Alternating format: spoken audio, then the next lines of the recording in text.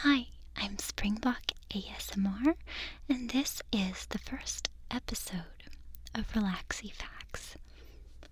RelaxiFacts is a new series I'm trying out, dedicated to helping you learn about interesting topics while you try to sleep, work, or just kick back. For more information about RelaxiFacts, check out springbokasmr.net. For our first series of RelaxiFacts episodes, I'm going to be tracing the inception and rise of the American sitcom. I'll be doing this by examining some of the most successful sitcoms in American history, starting with one of my very favorites, I Love Lucy. So, let's get started. I defend TV. I stand behind TV. I don't own a TV, but I sure watch a lot of it. And that's not to say there's no bad TV.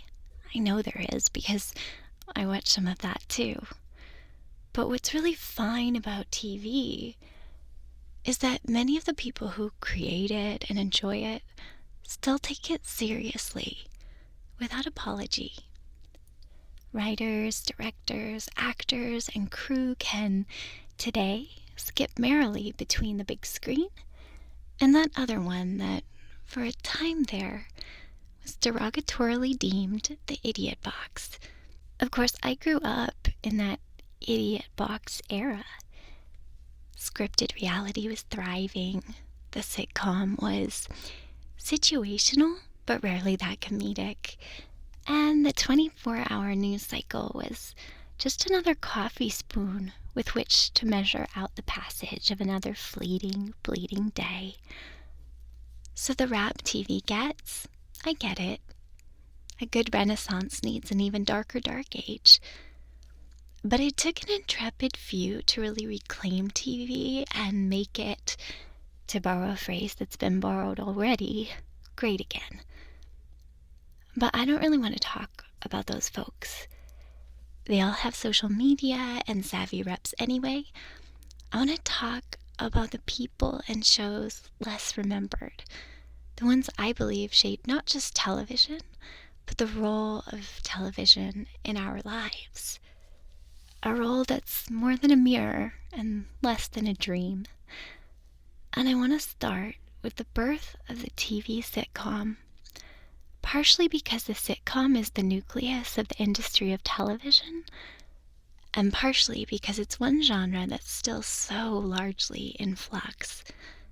While seething period dramas and bloody Grecian epics flourish, sitcoms often stagnate.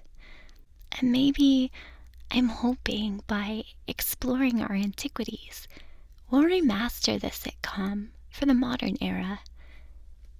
Because at the end of each day, there are a few shows that I still love to fall asleep to. Little lights flashing against my face like beats of other lives. They make me calm and prime my dreams. So let's all relax and together retrace the histories of our favorite golden era sitcoms.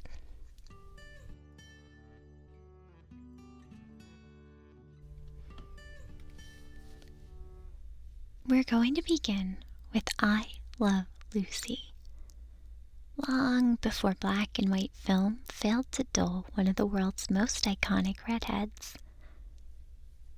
But let's hold off on the henna and start way, way back, before Lucy, as we knew her. Lucille Ball was the first woman to head a major Hollywood studio, Desilu, which produced Star Trek, Mission Impossible, The Untouchables, The Andy Griffith Show, The Dick Van Dyke Show, and so many more shows that probably touched your life tenderly. But she wasn't a born leader, nor a born star, and certainly not a born redhead. Like most young actresses of her day, Lucy's entire image was often dictated by the studios that owned her contract. And also, like most actresses of her day, she was firmly persuaded that bleach blonde was the ambitious hue for any young lady serious about her career. Problem was, Lucille wasn't often serious about much, at least not until later in life when she became the matron of a family and the doyenne of the TV superstarlets. But for now, young Lucille was maybe more like Lucy Ricardo, the beloved titular harebrained klutz, than she'd ever be as head of Desilu Productions. But that impish gamine was always there in Lucy, as, in a way, was Desi. Lucille Desiree Ball had Desi in her name from birth, albeit after her mother. But within weeks of meeting, little Lucille Desiree learned that she couldn't live without big band leader Desi Arnaz, actually Desiderio Alberto Arnaz.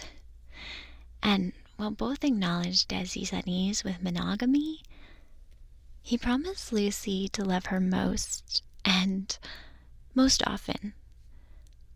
There are scads of stories about Desi's philandering, when, how often, with whom.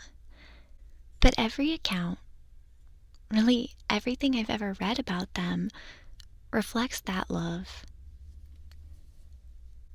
He would sit with me and cry. He would actually cry sometimes, talking about how much he loved her and how terrible it was that they were divorced and he loved her to his dying day. That's via famed Hollywood exec and Desi's close friend, Marcella Rabwin. Though the Hollywood gossip canteen was also rife with lustier rumors, Desi did the Latin lover trope proud. Whatever tenderness developed through years of building a family, an empire, and eventually a legacy was likely a byproduct of a much hotter and much colder passion. Lucy and Desi married quickly. Headlines read, "Lucille Ball, movie star, weds Cuban glamour boy," exposing both Hollywood's tendency toward hyperbole.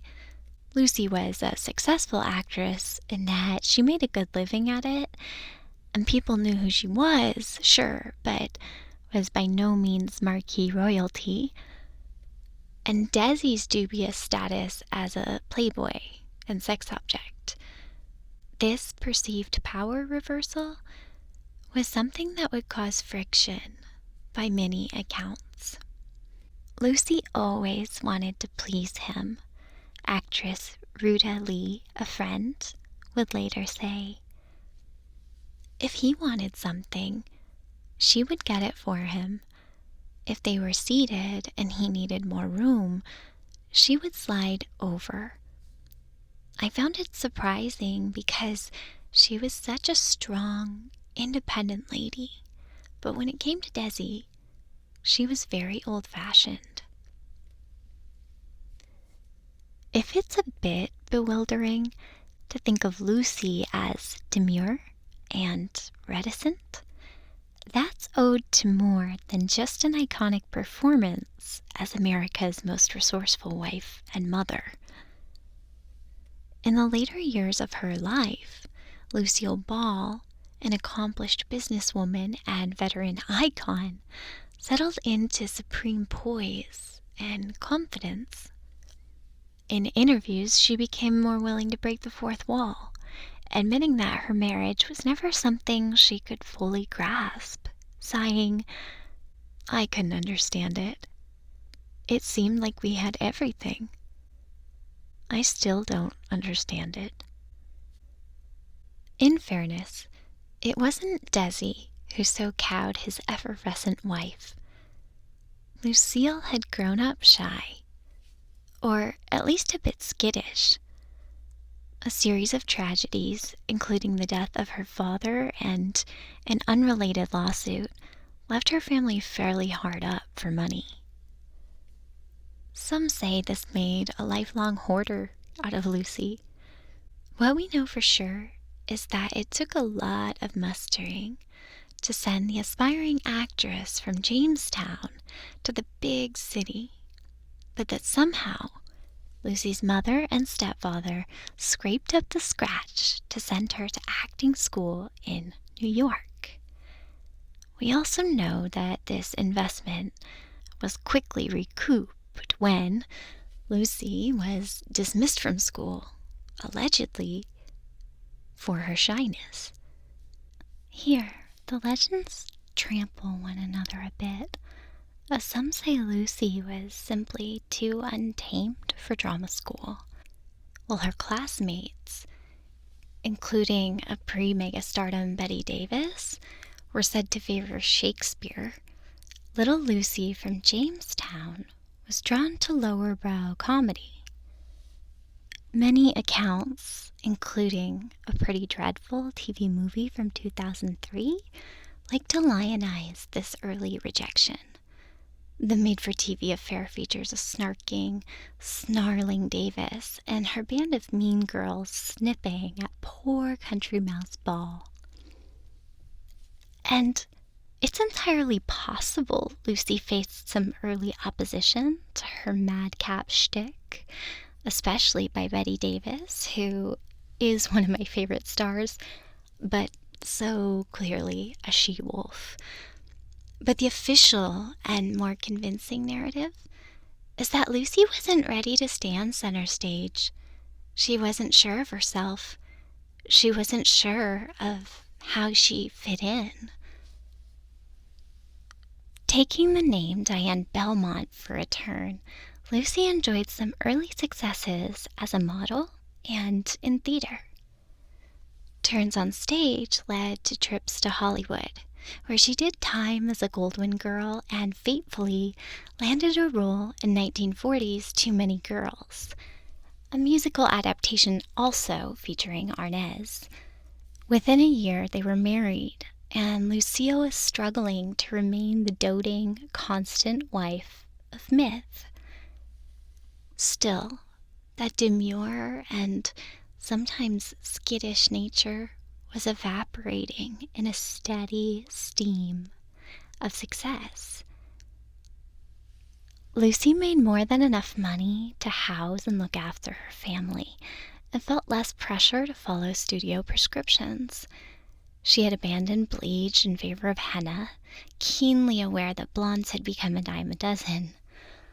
Legend has it that her stylist, Sidney Golderoth, helped lobby for the switch, pronouncing, "The hair is brown, but the soul is on fire."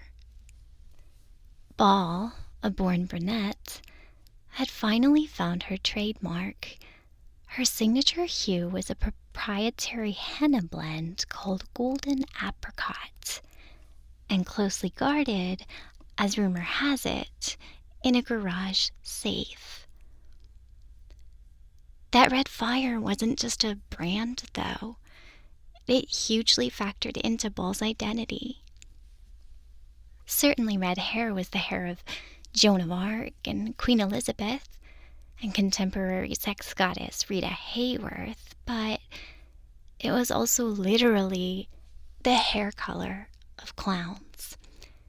And though I've never heard a quote from Ball expressing the connection blatantly, it is clear that she had very much begun to embrace the nobility of comedy. Where once she had sought to emulate glamour girls, she knew she was also too old to become the next big thing in a capricious industry. And in many ways, this was freeing to her. After all, her true idols had always been clowns, not starlets. Most significant of all her mentors was Carol Lombard. The book Fireball by Robert Matson recounts the lasting impression of their friendship. Long after Carol had passed away, Lucy, whose film career was floundering, wondered if she should try acting in a television comedy show. One night, she had a dream about her old friend, Carol Lombard, who had once reigned as the queen of screwball comedy. In the dream, Carol appeared beautifully dressed in a suit. She said to Lucille, "Take a chance, honey. Give it a whirl." Buster Keaton, perhaps old Hollywood's chief authority on physical comedy, recognized genius in Lucy too. Not only did Keaton, a master improviser, teach her the tricks of the trade, he also proved a fierce advocate for her among studio executives. Maybe most profoundly, he reiterated the proud place of the clown in society. Under his tutelage, she learned to stop apologizing for what came to her so naturally as a performer. Together, they also honed certain Lucy Ricardo signatures, like that patented pause and wail when things so inevitably went so wrong. Ultimately, like Lombard and Claudette Colbert before her, Lucy chose comedy to the detriment of her sex appeal. Certainly all of the early comedians were beautiful and recognized as such, but sacrificed sexiness at the altar of amusement. In a future installment, we'll talk about some of the sitcom stars who worked against this genre of bisection, starting with Mary Tyler Moore and Desilu's own show, The Dick Van Dyke Show. But at the time, Lucy more or less accepted that a clown ought to wear motley. Okay, I'm going to take this back. Ultimately, like Lombard and Claudette Colbert before her, Lucy chose comedy to the detriment of her sex appeal. Certainly all of the early comedians were beautiful and recognized as such, but sacrificed sexiness at the altar of amusement. In a future installment, we'll talk about some of the sitcom stars who worked against this genre bisection, starting with Mary Tyler Moore and Desilu's own show, The Dick Van Dyke Show.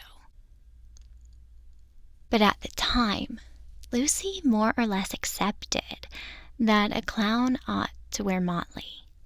That is to say, she was complicit in crafting an image of Lucy who was vastly less sensual and refined as the real Lucille.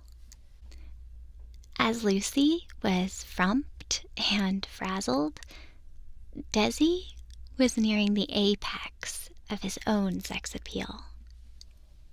While his wife was enjoying radio success, starring in the I Love Lucy prototype, My Favorite Husband, Desi was on the road, far from thoughts of his favorite wife.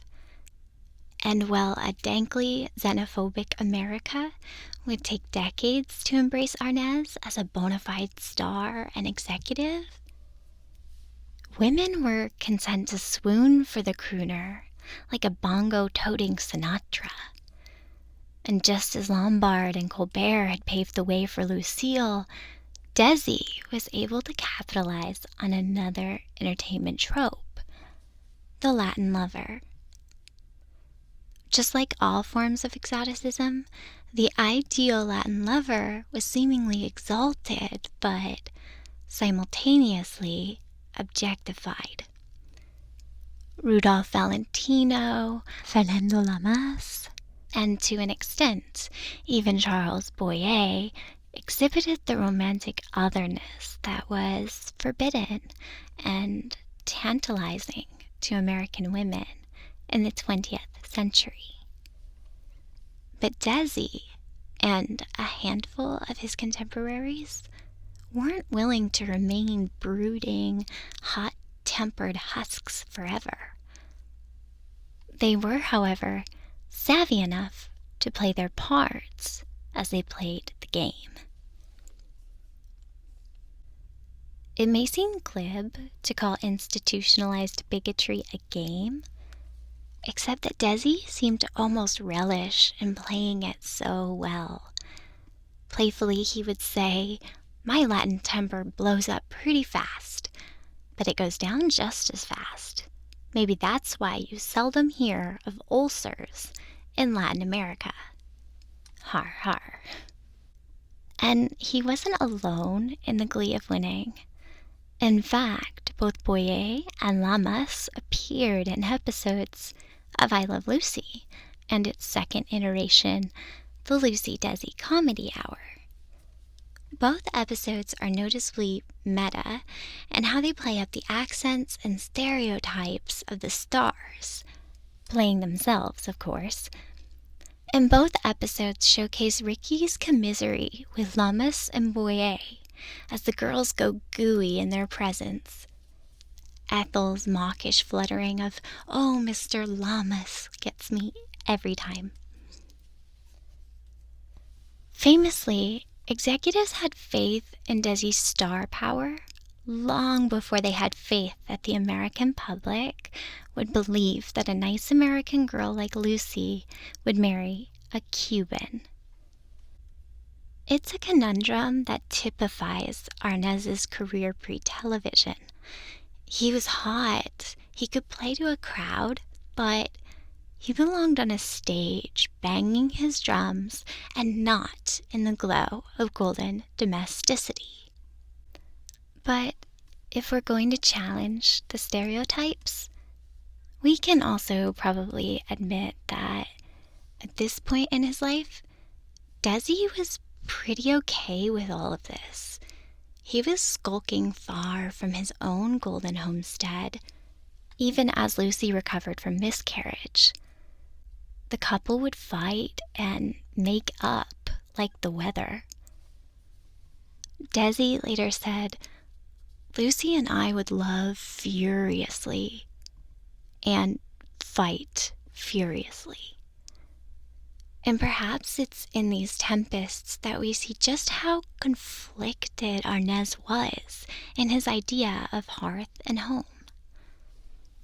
After all, Desi, even more than Lucy, had been abruptly expelled from his childhood Eden. Born in Santiago to a wealthy and politically powerful family, he enjoyed an easy upbringing in luxury. But the family, helmed by his father, a prominent politician, and his uncle, one of the 3 founders of Bacardi rum, still promoted work ethic above all, and Arnaz was never lazy. In 1933, his father was imprisoned as a result of the Cuban Revolution, and upon his release, the family fled to Miami. There, Desi became a full-time student and street busker, determined to master English and pursue citizenship.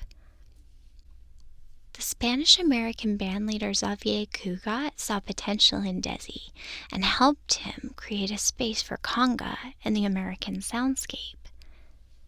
Initially, Desi played in Cugat's band until he went on to form the Desi Arnaz Orchestra. Like Lucy, Arnaz found work in pictures and was even lauded as a skilled actor. However, the draconian and ruthless studio system of old Hollywood was impatient. Desi was released from studio contract when he failed to achieve major box office stardom, not too far ahead of his wife. Yet the most significant opportunity as a player at Howard Hughes's RKO was the chance to fall in love with Lucy. Post-Hollywood, Arnaz returned to the road with his band while Lucy stayed in Beverly Hills with her mother and uncle. And while she found happiness at home, Many say she became fiercer about knowing her worth and creating the life she dreamed of. That dream was mostly of Desi. The legend goes that Lucy brought Desi back home, and Desi brought Lucy a media empire. In many ways, it's a simplification, but in a poetic way, it certainly reflects glimmers of truth.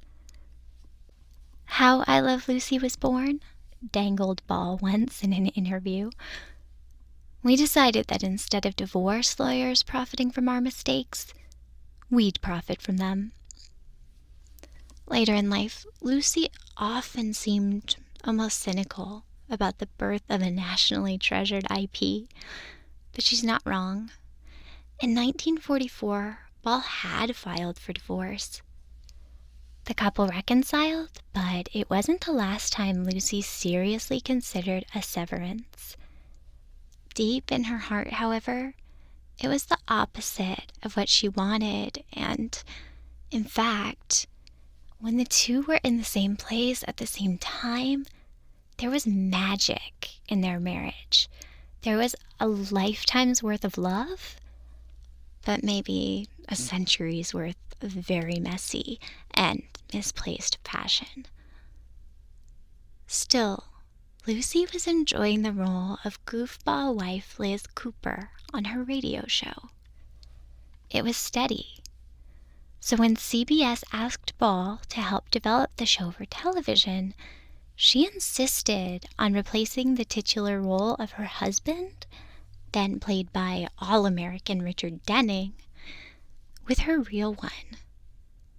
Certainly she had faith in Desi as a co-star, but more than anything, she had faith that the stability of the schedule would keep him faithful.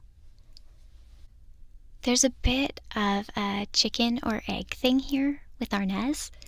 He was either settling down already, and the constant stationary work was a natural progression, or the opportunity really accomplished all that Lucy hoped, at least for a while. In reality, it's likely both. And when Lucy gave birth to their first daughter, little Lucy, Desi truly vowed to change. He said he'd give monogamy a real shot and be the American husband both Lucy and now the networks desperately wanted. Like we discussed, Arnaz faced opposition to play Lucy's husband. Though the couple had been wed a decade, CBS basically said, "Prove it," at the idea of the public embracing the couple. So they did. Desi, who was no stranger to live performance and touring, helped imagine a live show in the tradition of vaudeville. Not only was this tour paramount, improving the star power of the Arnazes as a couple, but it was vitally instructive to Desi, who watched his wife with renewed love and wonder. While Desi may have pulled many of the strings, Lucy was nobody's marionette. Acting in scripted sketches, Lucy was never an improviser like her mentor, Buster Keaton. Lucy not only stole the spotlight, but brilliantly mirrored the moods and mentality of her audiences. Her timing was so mystically in sync with the crowds that Desi began to doubt she could truly survive as a star without one. It was as if he'd loved his wife all these years, but now there was something deep and precious and heretofore secret, and he was falling in love with her as a fan. One of my favorite things about Desi Arnaz is his chesty, gently braying laugh. It's weird, like when a perfect baby panda suddenly sneezes. You can hear this laugh all over sitcoms through the years, and it's a testament, I like to think, how much Desi loved to watch Lucy perform. He would stand off set and just crack up watching her work. But why is Desi braying in the background of other shows?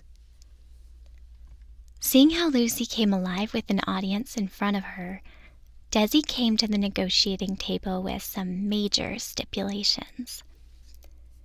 Emboldened by the success of the tour show, Desi went toe-to-toe with CBS to get the exact show and exact working conditions that would be best for his family. Arguably, his biggest concern was filming in front of a studio audience, which executives shot down at first.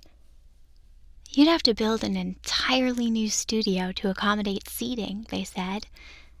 And Desi said, more or less, yup. So they built the Desi Lou Playhouse and set into motion a sitcom convention that's still in place today. Of course, after the massive success of I Love Lucy, people began to expect a studio audience and count on them to verify when and how heartily to digest a punchline. Laugh tracks had been used on other shows, and Lucy herself was quite critical of canned laughter.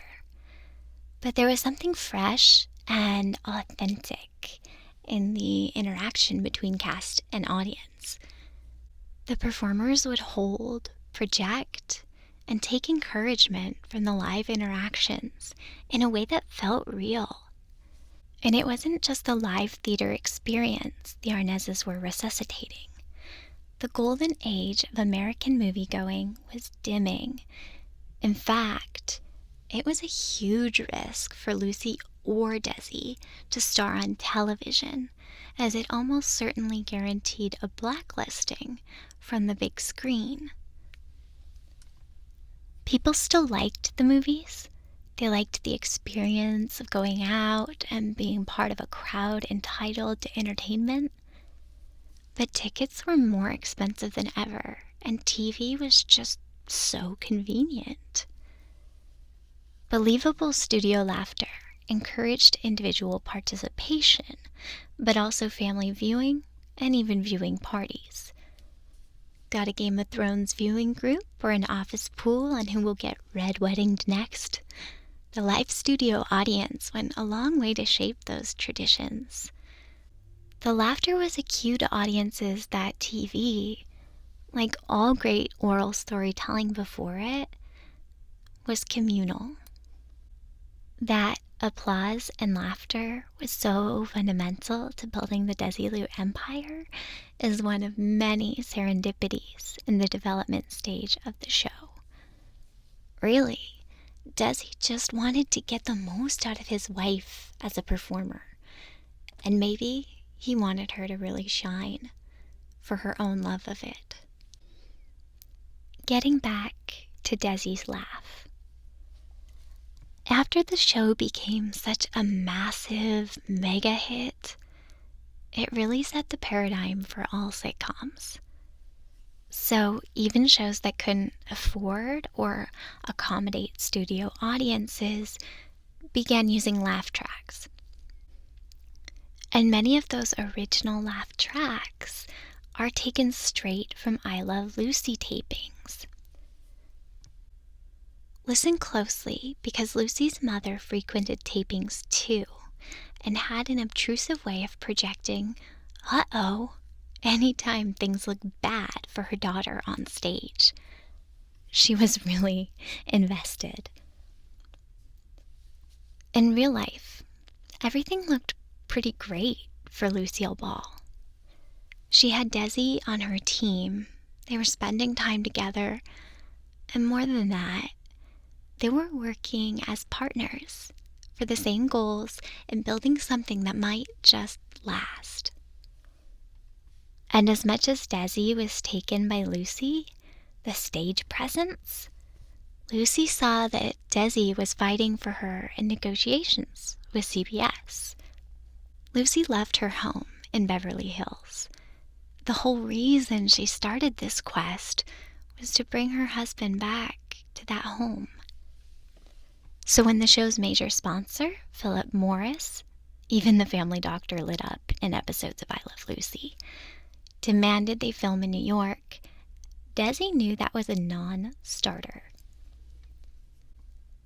To explain why Philip Morris cared where they filmed in the first place, you have to understand that in the 40s and 50s, it was typical to broadcast a show live in either LA or New York. But they couldn't broadcast live across the entire country, so low-quality kinescopes were created and aired everywhere else. Typically, the sponsor would want the higher quality live broadcasts to air in their home turf. For Philip Morris, that was New York. So this was tricky. But again, Desi had some leverage. Other networks were taking notice of the husband and wife duo. Together, Lucy and Desi became what they never were alone, in high demand. So Desi said something like, "Here's what we do." Shrewd Desi promised that even out in Hollywood, they could give New York audiences a quality viewing experience. They'd do it by filming the show like a movie. Using 3 cameras, they could get close-ups, wide shots, and even reactions all in one take. It was efficient, it would look great, it was expensive, and a little wasteful. "What are we going to do with all that extra film?" asked CBS. "I'll buy it. I'll have it," said Desi. Kinescopes were cheap and tossed out after airing. So if it strikes you as odd that the network was glad to be rid of the rights to all that film, that's because syndication wasn't a thing. Wouldn't be, really, until Desi and show producer Jess Oppenheimer basically invented it. That's because while Desi's plan of conceiving a hit TV show went forward, Lucy's plan of conceiving a family did too. I mentioned Little Lucy earlier, but her birth was very likely the birth of the rerun as well. Lucy was pregnant the first season of the show. To conceal it well, they really couldn't film the full 39-episode season they had committed to. Luckily, Desi had all that useless film just lying around. And I don't have to tell you, reruns were a hit. To fill out the season, Desi had CBS air earlier episodes of I Love Lucy, and they stuck. Finally, production was ready to go.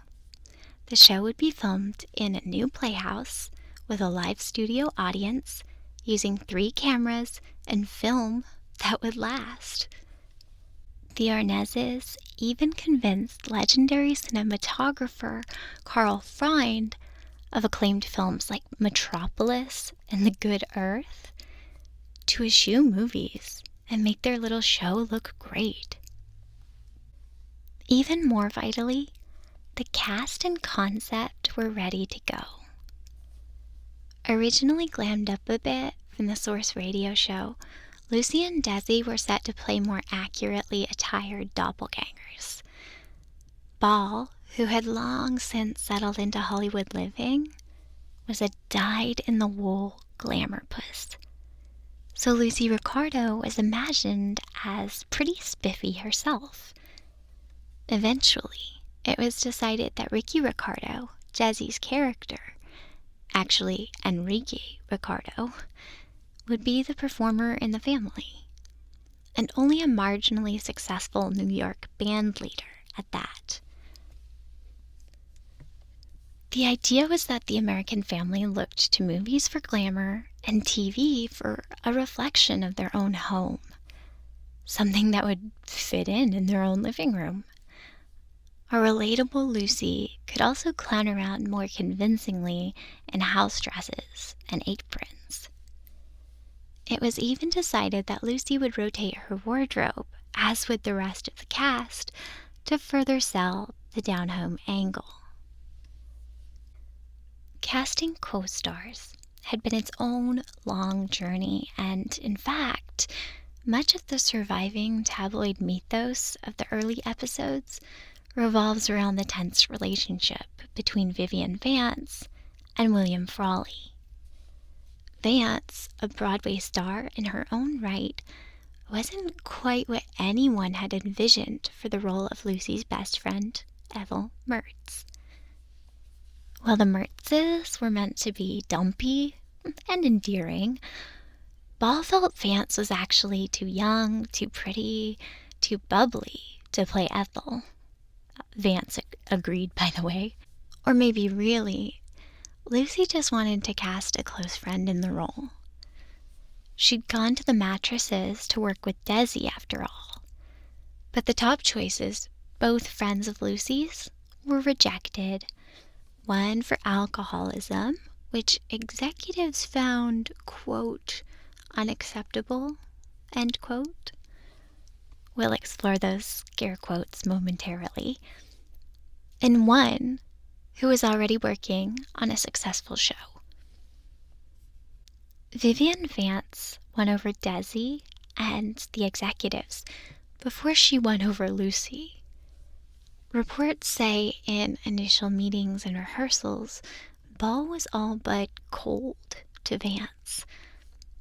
But once the ice broke, and it did, when Lucy saw Viv in action and knew she'd nailed the role, it never froze over again. The two were lifelong friends, family. And in my opinion, given the sad history of Lucy and Desi, the authentic display of friendship between the girls is really what gives the show its staying power today.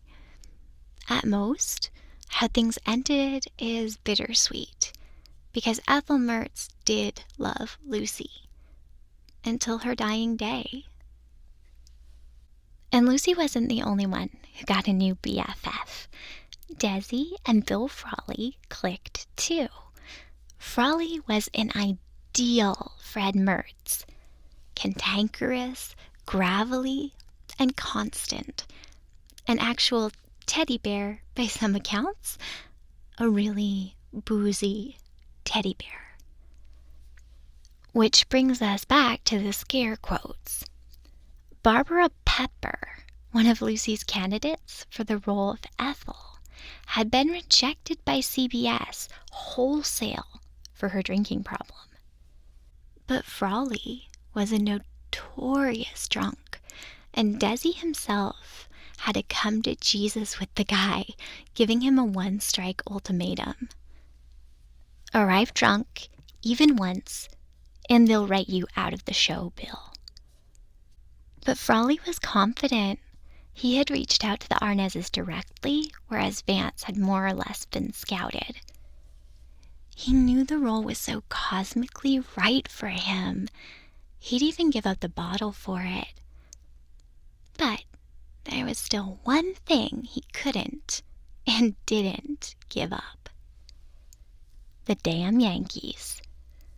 So Frawley had it written into his contract that he wouldn't work during the World Series any time the Yankees were playing. Turned out, the Yankees were in every World Series during the show's run, except in 1954 and 1959. 2 episodes went Fredless as a result. Desi believed in William Frawley, and eventually Lucy conceded Bill Frawley was Fred Mertz, period. But he was tough to get along with. In fact, Desi remained one of Bill's only true lifelong friends, even though they were different. Desi notoriously would read a script once and never pick it up again. He could memorize lines that fast, and he was dedicated. Frawley was quick with the script too. He'd tear out Fred's lines, toss the rest, and give the scraps a little attention. But Desi worked tirelessly, and Bill could just show up and be Fred. He often didn't even know what the episode was about, just that Fred was apt to be cranky about it. In this way, he was a bit more like Ball herself. While Desi and Vivian Vance had to craft their characters a bit, Lucy and William could just show up and act out. That's not to say Lucille and Lucy had so much in common, just that the essential things came easy, clowning around, hamming it up, mugging for the camera. And then there were those things that Lucille Ball and Lucy Ricardo shared. They were both loyal, loving friends, and they were both devoted to that Cuban band leader.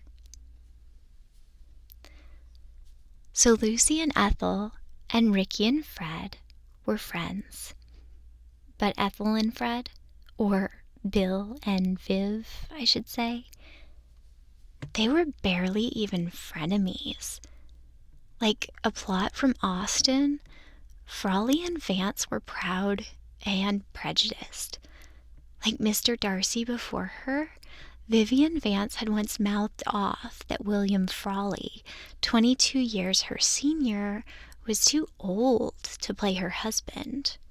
And just like Elizabeth Bennet, William Frawley was deeply wounded upon overhearing it.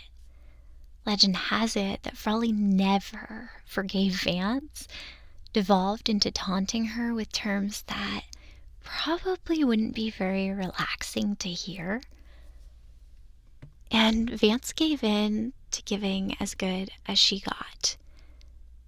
They never got over the feud, and many people will tell you that many years later, Vance actually raised a toast of champagne upon hearing of Frawley's death.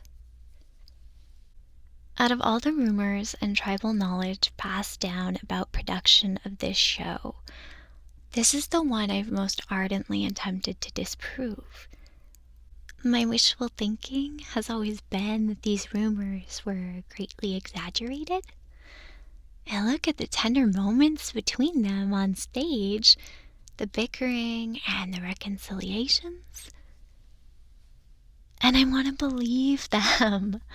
How could two people play an old married couple so convincingly with so much ire between them? But source after source confirms the enmity.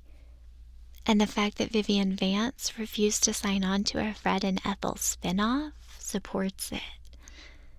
She simply couldn't sign on for more years with that old goat.